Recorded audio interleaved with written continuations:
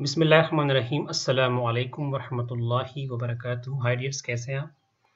Dears, हम चूंकि Latin square design के मतलब आपको बता चुके हैं, उसकी कुछ प्रिलिमिनरीज डेफिनेशंस हमने आपसे डिस्कस की थी, उसकी प्रॉपर्टीज़ क्या है, ठीक है, उसको हम यूज़ कहाँ पे करते हैं। तो आज हम लैटिन स्क्वायर डिज़ाइन की एडवांटेजेस पढ़ेंगे, इसकी डिसएडवांटेजेस भी आपके साथ डिस्कस करेंगे। बड़ा इंपॉर्टेंट टॉपिक है ये।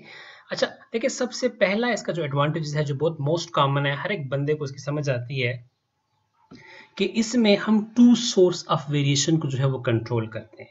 यानी जो वेरिएशन होती है वो उसका एक अलग सोर्स होता है और एक सेकंड सोर्स भी होता है। यानी जो वेरिएशन है वो लेट सपोज दो एंगल से आ रही होती है, यानी राइट से भी लेट सपोज आ रही होती है, हो सकता है लेफ्ट से भी आ रही हो। यही मतलब है ना, मतलब इसमें टू रिस्ट्रिक्शंस लगती हैं। ये टू रिस्ट्रिक्शनल डिजाइन है, ठीक है। जिस तरह रेंडमाइज कंप्लीट ब्लॉक डिजाइन में हम वन सोर्स ऑफ वेरिएशन को कंट्रोल करते हैं, इसलिए मैंने कहा था कि वो वन रिस्ट्रिक्शनल डिजाइन है। तो इसी तरह ये उसको क्या कि उस आईडी को एक्सटेंड किया गया है और यहाँ पे हम टू सोर्स ऑफ वेरिएशन को साइमल्टेनियसली क्या करते हैं, ऑब्जर्व करते हैं, स्टडी करते हैं। तो हम ये कह सकते हैं it controls two source of variations which is not possible, which is not feasible under CRD and CRBD. ऐसा जो है वो आप ना तो सीआरडी में कर सकते हैं और ना आप सीआरबीडी में कर सकते हो, ठीक है। यहाँ पे मैंने एक प्रैक्टिकल एग्जांपल के लिए, ताकि स्टूडेंट जो है वो एक एग्जांपल के थ्रू क्विकली जो है वो कंसीव करते हैं मैसेज को। लेट्स सपोज एक प्लॉट है, ठीक है।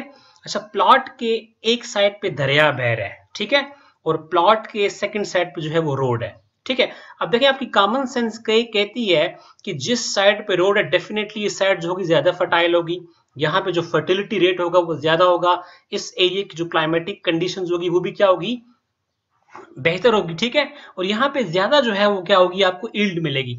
जबकि इसके बरक्स जो एरिया आ रहा है, यहाँ पे रोड आ रहा है, तो डेफिनेटली रोड यहाँ पे अब फर्टिलिटी कम होगी, ठीक है, क्योंकि साथ रोड आ रहा है, ठीक है। यहाँ पे आपकी जो फसल है वो थोड़ी सी डिस्ट्रक्ट भी हो सकती है, मवेशी जो है वो भी आ सकते हैं, खा भी सकते हैं। तो यहाँ पे आपको फर्टिलिटी क्या मिलेगी, कम मिलेगी, खतरात भी होंगे। जबकि इस साइड्स पे आपके पास फर्टिलिटी भी ज्यादा आ रही है और क्लाइमेटिक कंडीशंस भी क्या होंगी, बेहतरीन होंगी। तो एट ए टाइम जो है आपको दो सोर्स ऑफ वेरिएशन को कंट्रोल करना पड़ रहा है, ठीक है। तो ऐसे पार्टिकुलर प्लॉट के लिए फिर हम क्या करते हैं, लैटिन स्क्वायर डिजाइन का इस्तेमाल करते हैं, ठीक है।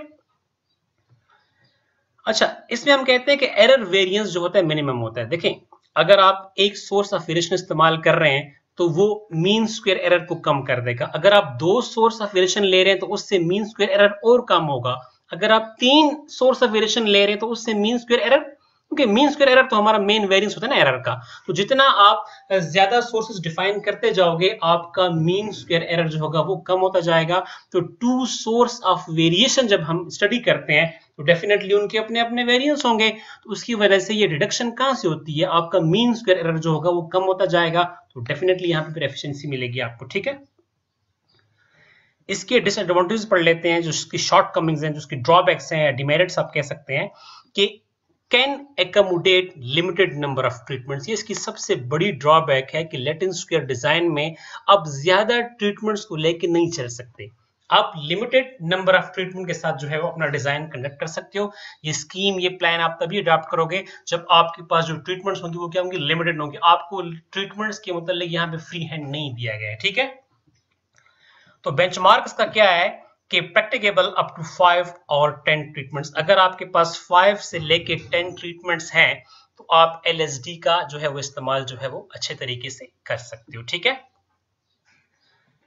एक नेक्स्ट पॉइंट कि लेस देन 5 ट्रीटमेंट्स, अगर आपके पास जो ट्रीटमेंट्स हैं वो 5 से लेस हैं, देन पुअर प्लान। तो ये आपके पास एक पुअर प्लान होगा, एक पुअर स्कीम होगी।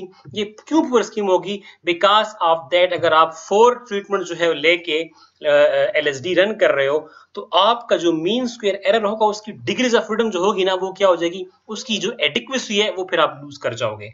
यानी वो इतनी खातिर खा नहीं रहेगी कि आपके डिजाइन की एफिशिएंसी को जो है वो प्रूव कर सके, ठीक है।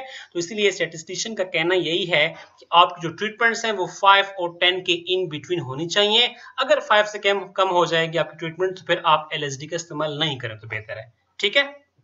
फिर आप दूसरा डिजाइन इस्तेमाल कर लें, less flexible then randomized complete block design. हाँ, आरसीबीडी के मुकाबले में थोड़ा लेस फ्लेक्सिबल ये इसलिए आता है कि वहां पे आपके ऊपर नंबर ऑफ ट्रीटमेंट्स पे किसी किस्म की पाबंदी नहीं लगाई जाती, रिस्ट्रिक्शन। हाँ जी, लेस फ्लेक्सिबल जो है वो इसीलिए आ रही है कि रेंडमाइज्ड कंप्लीट ब्लॉक डिजाइन पे आप ट्रीटमेंट जितनी मर्जी इस्तेमाल कर सकते हो, ठीक है, लेकिन यहाँ पे आपके ऊपर ये रिस्ट्रिक्शंस लगाई जाती है कि आपने जो ट्रीटमेंट्स हैं वो 5 और 10 की इन बिटवीन जो है वो लेनी है, ठीक है।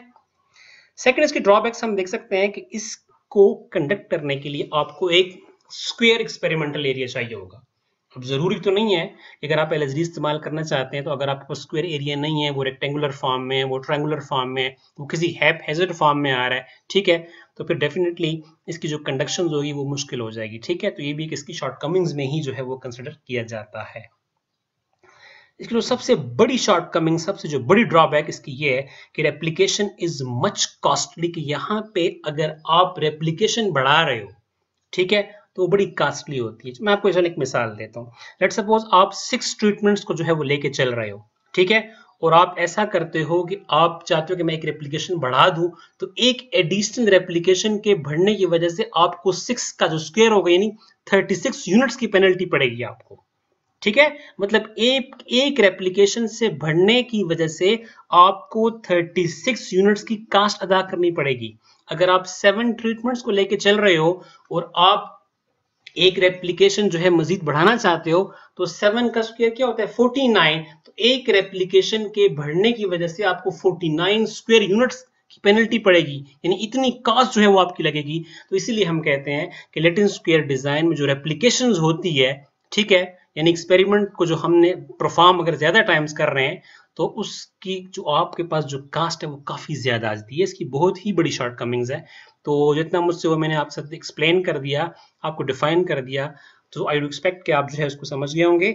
इंशाल्लाह नेक्स्ट वीडियो में आपसे दोबारा मुलाकात होगी।